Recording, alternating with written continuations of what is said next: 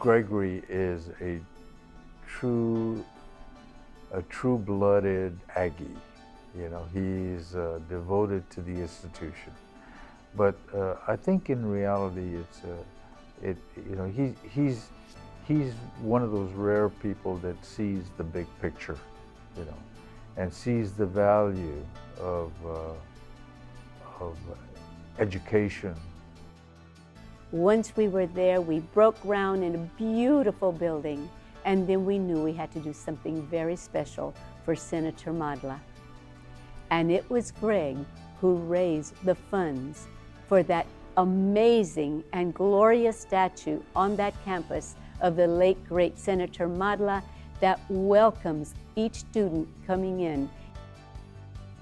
My father recognized his efforts, and in the 6 months prior to his death, took time to write in his personal journals about Greg Garcia's efforts, and I'd like to share them with you this evening. He writes about Greg Garcia the following: Greg Garcia, the real father of Texas A&M on the South Side. He worked tirelessly on not allowing the project to fade into the sunset, and when I was just overwhelmed with work, old Greg, the perfect Aggie, found a way to pump life and energy back into me.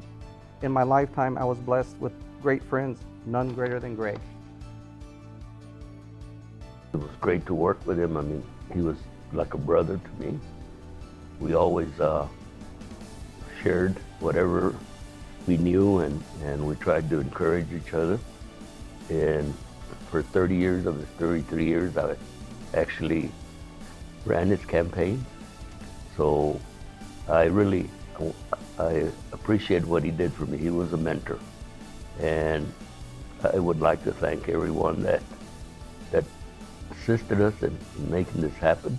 He's the true father, the true family man, the dedicated husband, the friend that's there at whatever is needed. You know, he's there to help. He's there to rally around you, to make things better for you.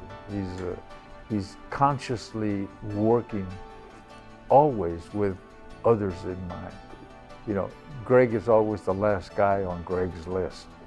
You know, other people always come first, and that's part of the. He would probably say that's part of the Aggie spirit, but I think it's unique to this particular individual. When I came in as the inaugural president for Texas A&M San Antonio, he opened so many doors for me and for the university.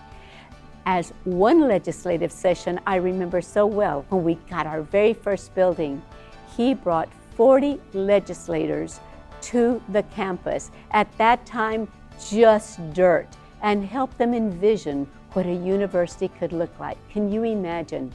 Democrats and Republicans, senators and representatives, but that's the kind of magnitude, that's the kind of magnism that Greg Garcia has. Greg Garcia was a counselor to not just my father, but myself. He was a friend, a loyal supporter of my father, and he was with my father from the beginning to the end. When my father took up the challenge of equalizing higher education and bringing a university to the south side of San Antonio, it was Greg Garcia who served as his support system, as his guidance, and as his counselor. I've said before that while my father's name may be at the top of Senate Bill 800 that created what we now know of as Texas A&M San Antonio, it's Greg Garcia's blood, sweat, and tears that helped put that piece of legislation together. That he, you know, really never forgot that how long he had worked to try to make A&M a reality on the south side. And his always his intention was to be on the south side. And God started back in 1995, went all the way through the year 99 when we received first appropriations. Then in 2006, bill was passed, Senate Bill 800, which created Texas A&M University in San Antonio. So I thank the South San Antonio Chamber of Commerce for all the years that I served, all the years that I served on board of directors, and given me the opportunity to do this to help the community, the south side of San Antonio.